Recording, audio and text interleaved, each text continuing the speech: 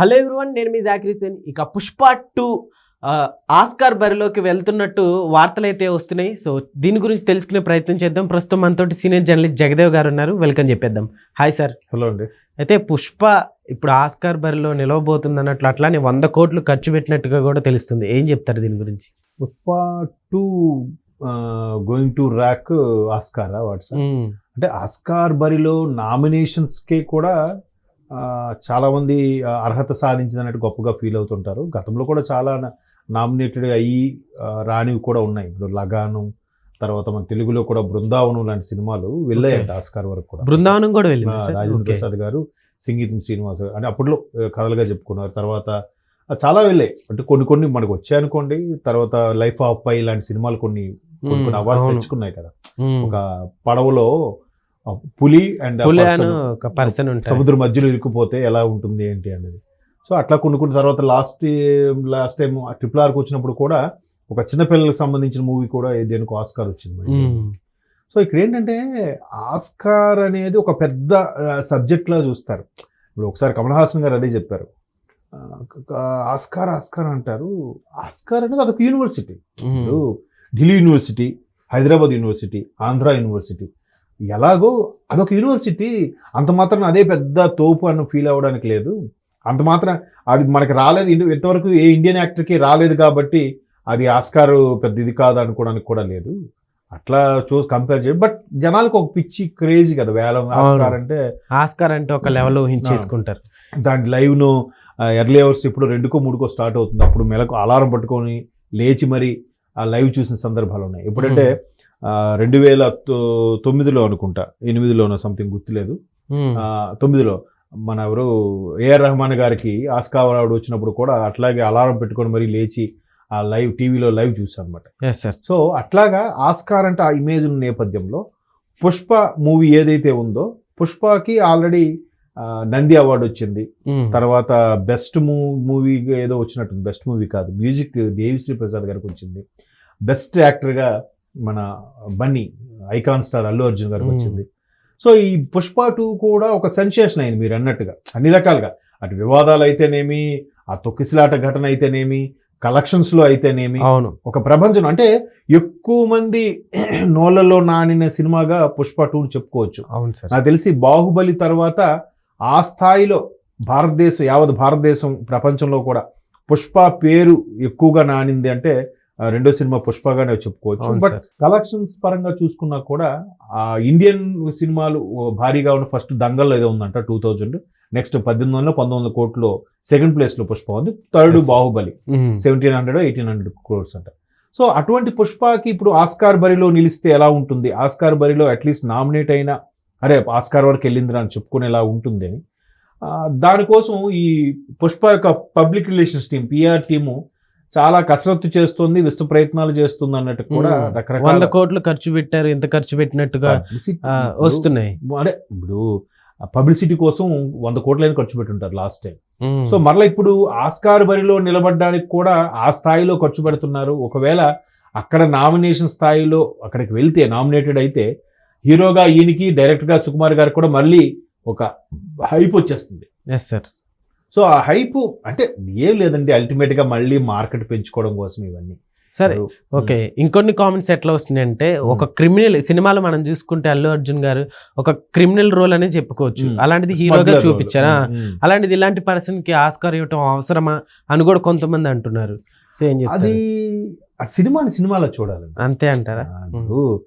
అది సముద్ర దొంగలని ఏదో సినిమా వచ్చింది తెలుగులో, అదే దాన్ని ఏదో అంటారు గుర్తు రావట్లేదు. అది బాలీవుడ్ లో సూపర్ హిట్ అయింది. ఆ నటుడికి ఆస్కార్ అవార్డు వచ్చింది. వాడు సముద్రంలో వెళ్ళే సముద్రపు దొంగలుగా ఒకటిగా చేశాడు. మరి దొంగడికి అవార్డు ఇచ్చారంటే ఎలా అవుద్ది? అక్కడ నటన ఇప్పుడు 64 కళల్లో దొంగతనం కూడా ఒక కళే అలా అనుకుంటే.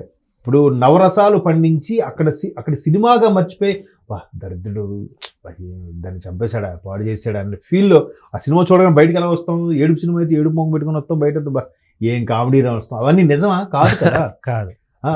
అలాంటి అంటే నిజమా అనిపించేలా చేయడమే నటుడి యొక్క గొప్పతనం కదా. ఇప్పుడు మొన్న తేజ గారు ఒక ఇంటర్వ్యూలో చెప్పారండి, రోబో సినిమాలో రోబో కూడా రజనీకాంతే, ప్రొఫెసర్ కూడా రజనీకాంతే, కానీ ప్రొఫెసర్ ఆ రోబో గెటప్ లో ఉన్న రజనీకాంత్ ప్రొఫెసర్ ని వెంటాడుతుంటే అరే వీడిని ఏదో ఒకటి చేసేయాలి, రెండు చంపేయాలి అని మనకు అనిపించేస్తూ ఉంటది. ఇద్దరు రజనీకాంత్ అనే విషయం మనం మర్చిపోయాం. ప్రొఫెసరే అసలైన రజనీకాంత్, ఇది రోబో బొమ్మ అని ఫీల్ అవుతున్నామంటే అక్కడ రజనీకాంత్ పెర్ఫార్మెన్స్ ఎలా ఉందో ఊహించుకోండి. అంత గొప్పగా నటించాడు కదా మరి. అలాగే ఇక్కడ కూడా ఆ డైరెక్టర్ చెప్తే పాత్ర స్మగ్లరు అంతే అంటారు. గతంలో చాలా వచ్చాయి కదండి, మంచి దొంగ, జేబు దొంగ, కండువీడి దొంగ, అడవి దొంగ, ఇలా చాలా వచ్చి. అలాగే ఎన్టీఆర్ గారివి అడవి రాముడు, దొంగ రాముడు, ఎన్నో వచ్చాయి కదా. దొంగ రాముడు నాగేశ్వరరావు గారి సినిమా అనుకుంటా. అంత మాత్రాన ఆడు హీరో కాకుండా పోతాడా?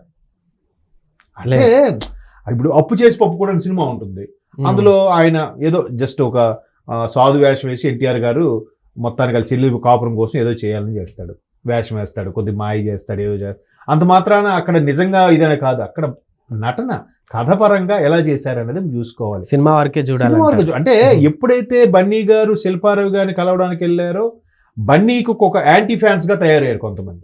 వాళ్ళు సోషల్ మీడియాలో చేస్తున్న దీని వ్యవహారం మీద ఒక దొంగకి ఇవ్వడం ఏంటి అని అంటున్నారు, కానీ అది దీంట్లోకి రాదు. సినిమాగా చూడాలి. అయితే ఇంకా గొప్పగా ప్రూవ్ చేసుకోవడానికి డబ్బులు ఖర్చు పెట్టి మరి నామినేషన్ కి వెళ్ళాలనుకోవడం వృధా ప్రయాస. 100 కోట్లు మిమ్మల్ని నమ్ముకున్న వాళ్ళకో లేకపోతే ఇంకొక సినిమా రెడీ అయిపోద్ది కదా 100 కోట్లు అంటే. అవును, డబ్బులు ఇచ్చి మరి అవార్డు తీసుకోవడం అవసరమా? ఇది కరెక్ట్ పాయింట్. డబ్బులు ఇచ్చి అవార్డు తీసుకోవాల్సిన అవసరం లేదు, లేదా డబ్బులు ఇచ్చి నామినేట్ అవ్వాల్సిన అవసరం లేదు. అంటే maybe public relation PR team అలా ట్రై చేస్తుందో, లేదా హైప్ కోసం చేస్తుందో, లేదా అల్టిమేట్ గా మళ్ళీ మార్కెట్ పెంచుకోవడం కోసం చేస్తుందో తెలియదు. కానీ ఈ వార్తలు అయితే నేను విన్నాను. పుష్పకి ఇప్పుడు స్మగ్లింగ్ గెటప్కి దీనికోసం నామినేషన్, ఆస్కార్ నామినేషన్ అవసరమా? దీని బదులు 1 బాగుంటుంది, దానికి ట్రై చేసినా బాగుండేది, దీనికి ట్రై చేశారని. ఇప్పుడు సౌత్ వాళ్ళు అంటే నార్త్ వాళ్ళకి ఎలాగ చిన్న చూపు ఉందో, ఇండియన్స్ అన్నా కూడా ఆస్కార్ హాలీవుడ్ వాళ్ళకి చిన్న చూపు ఉంటూ ఉండే. ఉందిలో ఈ సినిమాలు 6 ఫైట్లు 6 పాటలు, ఇది సినిమాన ఎంతసేపు వీళ్ళకి ఎమోషనల్స్ తప్ప ఏం రావుంటాయి. మరి వాళ్ళకే వచ్చి హాలీవుడ్ వాళ్ళకి అలా అయితే అన్నిటి మీద, కుక్క మీద, నక్క మీద, బల్లి మీద, తొండ మీద, పాము మీద, మొసలి మీద, షార్క్ చాప్ మీద, డైనో, అన్ని జంతువుల మీద తీసిన సినిమాలుగా ఎక్కువ ఆస్కార్లు వచ్చినవి కూడా వాళ్ళకి. మరి గొప్ప ఏముంది? అంత గ్రాఫికల్గా హ్యూమన్ రిలేషన్స్, హ్యూమన్ ఎమోషన్స్ ఎక్కడ పండించారు వాళ్ళు. కాబట్టి ఎవరు గొప్ప వాళ్ళది, ఎవరు టాలెంట్ వాళ్ళది. ఇక్కడ సినిమాగానే చూడాలి. ఆ పరంగా అయితే ఎప్పుడైతే బన్నీ గారికి ఆ శిల్పారావు నుంచి ఒక రకమైన బ్యాడ్ యాంటీ ఫ్యాన్స్ స్టార్ట్ అయ్యారో, ఆయన వైసీపీకి సపోర్ట్ చేశాడని, లేదంటే ఆ తొక్కిసలాట చనిపోవడం వల్ల ఈయన వల్ల చనిపోయారని రకరకాలుగా చేస్తున్నారు. కానీ సినిమాగా చూడండి. సినిమాలో ఒక స్మగ్లర్గా, ఒక విలన్గా, లేదా ఒక రౌడీగా, మంచివాళ్ళకి మంచివాడుగా, చెడ్డవాళ్ళకి చెడ్డవాడుగా కనబడిన పెర్ఫార్మెన్స్ అంటే అది బన్నీ గొప్పతనమే కదా. అంతవరకు చూడాలి. కాకపోతే మీరు అన్నట్టు డబ్బులు ఇచ్చి కొనుక్కున్నట్టు ఉంటుంది. రేపు పొద్దున ఆస్కార్కి వెళ్ళినా కూడా ఒకవేళ వచ్చిన గుర్తిస్తే వాళ్ళే మనకు వచ్చి గుర్తించాలండి, మనం ఎందుకు వెళ్ళాలి? అంతే కదా. చూద్దాం మరి. అంటే ఇంకోటి కంపారిజన్, RRR కూడా ఆస్కార్కి వెళ్ళింది కదా. అలాంటి కంపారిజన్ జనాలకి ఎలా ఉంటుంది అంటే, అమ్మ ఈ సినిమా ఇది వచ్చింది, నెక్స్ట్ సినిమా మనం 1000 కోట్లు కొట్టాలి, ఆ నెక్స్ట్ సినిమా 1200, ఆ నెక్స్ట్ సినిమా 1500, 1500 కొడితే నెక్స్ట్ 1700, ఇట్లా వెళ్ళిపోతుంది అది. దానివల్ల బడ్జెట్ వ్యయం ఖర్చులు పెరిగిపోతున్నాయి తప్ప సరైన అవుట్పుట్ రావట్లేదు. దానివల్ల టికెట్ రేట్లు కూడా పెంచేసి దాని ఎఫెక్ట్ కామన్ మ్యాన్ మీద కూడా, పబ్లిక్ మీద పడుతుంది. ఎప్పుడు కామన్ మ్యాన్ అది కూడా కామన్ మ్యాన్ అందరూ అన్నాం. ఎవడైతే ఉద్యోగం చేసి ట్యాక్స్ కడతాడో ఆడికే ఇబ్బంది. Okay sir, thank you.